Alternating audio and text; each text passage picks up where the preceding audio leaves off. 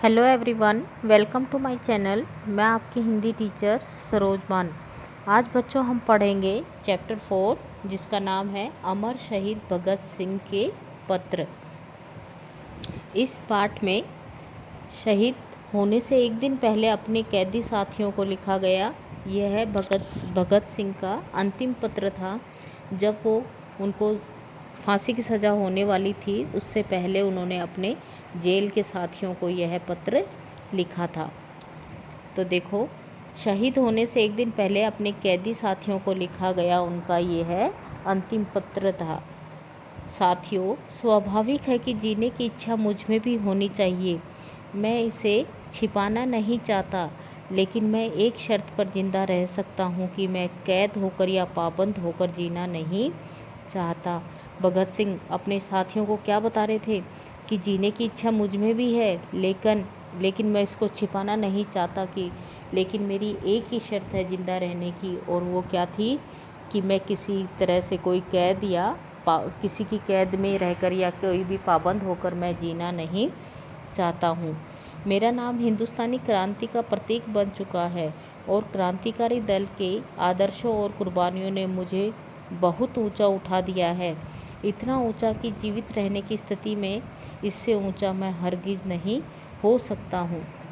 आज मेरी कमजोरियाँ जनता के सामने नहीं हैं। अगर मैं फांसी से बच गया तो वे जाहिर हो जाएंगी और क्रांति का प्रतीक चिन्ह मंदिम पड़ जाएगा या संभवतः मिट ही जाए। लेकिन दिलेरी से हंसते हंसते मेरी फांसी चढ़ने की सूरत में हिंदुस्तानी माताएं अपने बच्चों को भगत सिंह बनने की आरज़ू किया करेंगी। तो देखो, भगत सिंह की कितनी ऊंची कल्पना थी और किस प्रकार से वो अपने देश के युवाओं के चहेते बने हुए थे।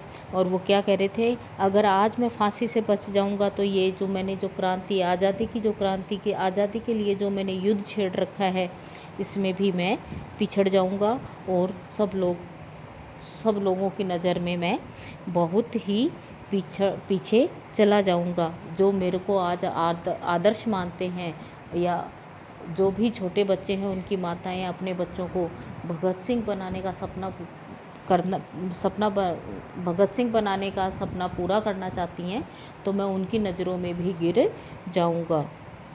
तो देखो, अपने बच्चों को भगत सिंह बनने की आरज़ू किया करेंगी और देश की आज़ादी के लिए कुर्बानी देने वालों की तादाद इतनी बढ़ जाएगी कि क्रांति को रोकना साम्राज्यवादी तमाम शैतानी शक्तियों के बूते की बात नहीं रहेगी।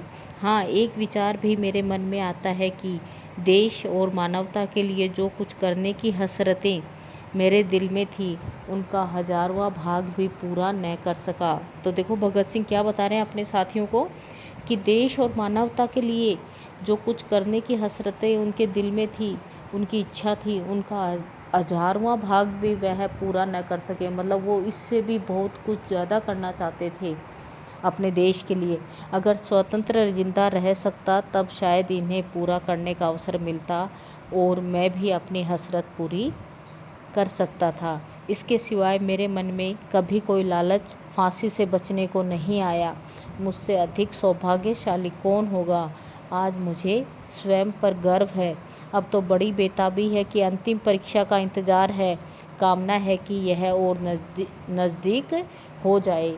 तो देखो, इस प्रकार से हमारे शहीद अमर भगत सिंह जो थे उनका मानना ऐसा था, वो फांसी के लिए भी उनके मन में जल्दी से जल्दी ये था कि मुझे जल्दी से जल्दी फांसी दे दी जाए। इसके लिए भी वो ज़्यादा इंतज़ार नहीं करना चाहते थे, क्योंकि इन लोगों ने, अगर आज ये लोग नहीं होते उस समय तो आज हमारा देश जो था, भारत जो है, वो आज़ाद नहीं हो पाता। इन्हीं के बलिदान से और इन लोगों ने इनके सहयोग और इन लोगों के साथ ही जितने भी जो लोग मिले हुए थे उनका आपसी सहयोग के कारण ही आज हम हमारे देश में शांति से रहते हैं।